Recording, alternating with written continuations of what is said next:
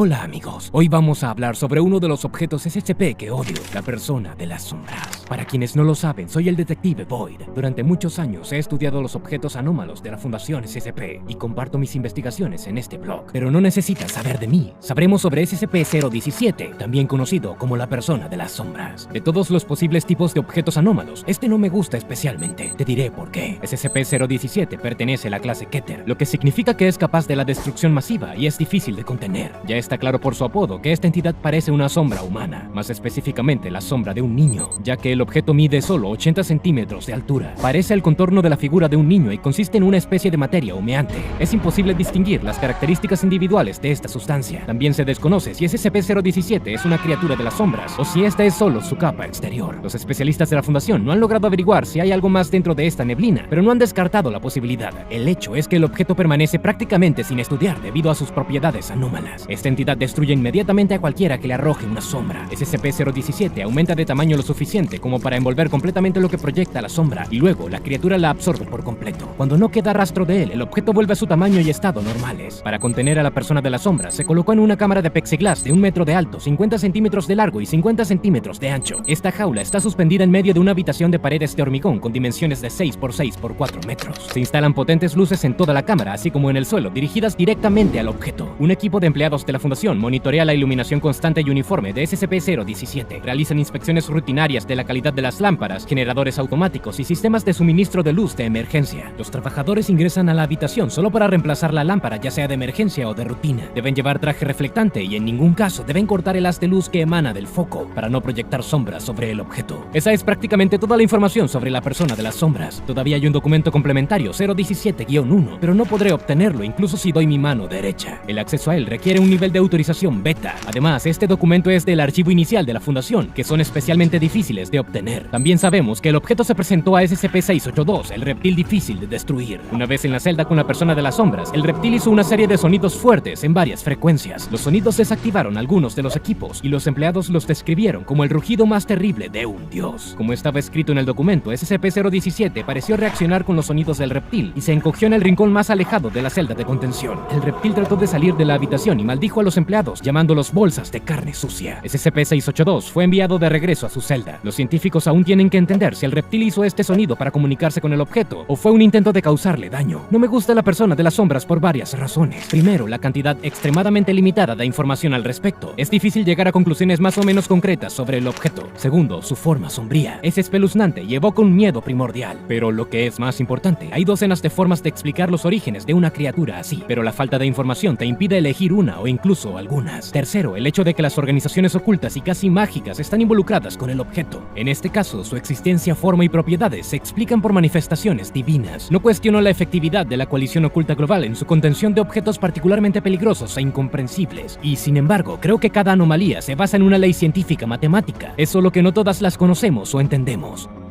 Entonces SCP-017 tiene vínculos con la organización Alpha 019 o Centro Mano de la Serpiente. Llaman al objeto el segundo niño perdido. Supuestamente era tan peligroso que asustó incluso a los dioses. La criatura en sí misma es una sombra creada a partir de un material divino desconocido. Esto es de lo que estaba hablando antes. La ciencia llamaría a esto una materia oscura, por ejemplo, que también sigue siendo un misterio para el mundo científico. En la mano de la serpiente también se dice que varios de esos niños perdidos estaban esparcidos por el mundo. El segundo de ellos evita el contacto con los demás y es hostil solo al cuarto. Entre estos relatos místicos hay evidencia de que la Fundación capturó al objeto hace casi 30 años. Durante este tiempo, SCP-017 supuestamente ha realizado 6 escapes de su área de retención.